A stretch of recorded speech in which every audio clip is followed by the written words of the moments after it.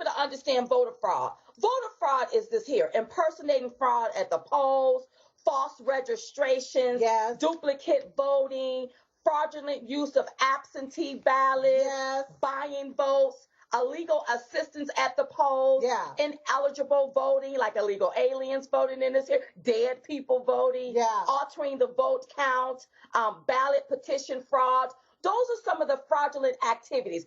And if any of those activities took place in this election, that is voter fraud. That's right. Now, there's a difference between voter fraud and election fraud. I just explained voter fraud, but election fraud is when you talk about the system. The system. Like the systems that's being used and how the votes are tabulated and how the votes was pulled from Donald Trump and given to Biden. That's the fraud inside of the system. That's right. So it's two things that we look like we're fighting here. It is. It's voter fraud and election fraud. So then that brings me to two questions that I have. I want to know, what was the legal reason for stopping the voting on election night? You know that everything all of a sudden came to a screeching halt. Right. You know, there was no natural disasters. There was no war or no act of terrorism. Was the machines broken?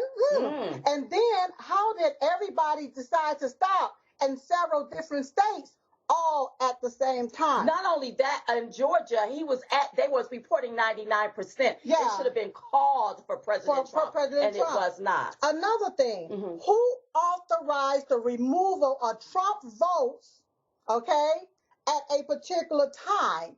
The votes that was allocated to Trump. So, you know, when they're counting the votes, those votes are tallying up their additions. They're being added. But according to the timestamp entries from the New York Times, who got their data information from Addison Research, in Pennsylvania on November the 3rd at 11:08 p.m., President Trump all of a sudden lost 17,877 votes. It was removed from his count, while at the same time, Biden gained 17,930 votes.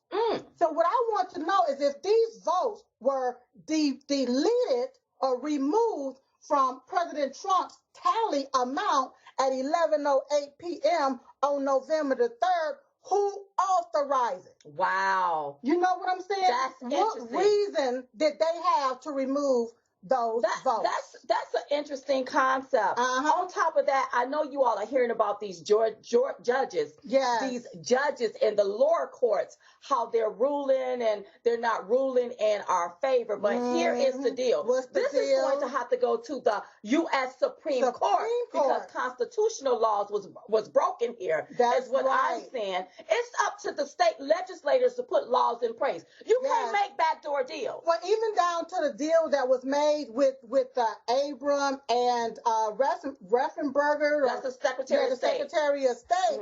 The state legislator is not the one that approved that. That was not done under the state legislator. Right. That was done under the election board. Right. That makes this here whole thing null and void. That's really. right. It's illegal. It's illegal. It's illegal. And with these judges, if they're not bringing enough, if an affidavit or hundreds of affidavits is not enough evidence, how about you bring in the millions of ballots and let's view the ballots let's distinguish which ones are real and which ones are fake. Because all you got to do, if this is a ballot right here, all I got to do is look at it and then I pass it 5 feet over so it can get sent to you so that you can now see the back. To make sure it's accurate. That's all we have to do. That's all we asking for is fairness here. And we want to make sure that the integrity of our elections are intact. That's right.